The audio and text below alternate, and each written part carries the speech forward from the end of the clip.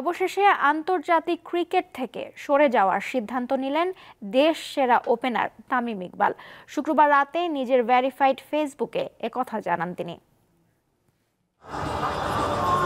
জাতীয় দলের বাইরে আছেন দীর্ঘ সময়। 2023 সালের সেপ্টেম্বরে শেষবার দেশের জার্সিতে নিউজিল্যান্ডের বিপক্ষে খেলেছিলেন ওয়ানডে। এরপর থেকেই চলে নানা গুঞ্জন। অবশেষে শুক্রবার রাতে নিজে জানিয়ে দিলেন আন্তর্জাতিক ক্রিকেটে আর ফিরছেন না তামিম ইকবাল। সম্প্রতি বিপিএল চলাকালে সিলেটে তামিমের সঙ্গে মিটিংয়ে বসে বিসিবির নির্বাচক প্যানেল। 2 দফা মিটিংয়ের পর তামিম 2 দিনের সময় নিলেও এর মধ্যেই দিলেন অবসরের ঘোষণা। শুক্রবার সামাজিক যোগাযোগ মাধ্যম ফেসবুকে আবেগঘন এক স্ট্যাটাস দেন তামিম, যেখানে তিনি জানান আন্তর্জাতিক ক্রিকেট থেকে তার দূরে থাকার কথা, আর সেই আক্ষেপ গুজবার নয় বলেও জানিয়েছেন তিনি। এছাড়া সামনে চ্যাম্পিয়ন্স ট্রফির মতো বড় একটি আসর, তাই তিনি চান না তাকে ঘিরে আবার আলোচনা হোক। 2007 সালের 9 ফেব্রুয়ারি জিম্বাবুয়ের বিপক্ষে ম্যাচ দিয়ে ওয়ানডেতে অভিষেক হয় তামিমের।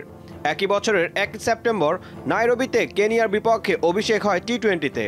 আর এই ফরম্যাটে সবশেষ ম্যাচ খেলেন 2020 সালের 9 মার্চ ঘরের মাঠ মিরপুরে জিম্বাবুয়ের বিপক্ষে। 2008 সালের 4 জানুয়ারি ডানেডিনে নিউজিল্যান্ডের বিপক্ষে টেস্টে অভিষেক হয় বাঁহাতি এই ওপেনারের। ঘরের মাঠ মিরপুরে আয়ারল্যান্ডের বিপক্ষে 2023 সালের 4 এপ্রিল খেলেন শেষ টেস্টটি।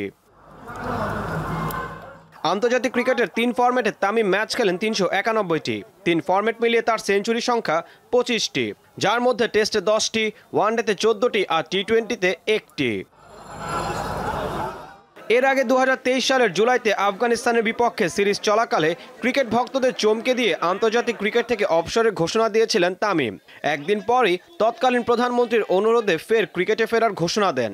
তবে এরপর খেলেন মাত্র 1টি ম্যাচ।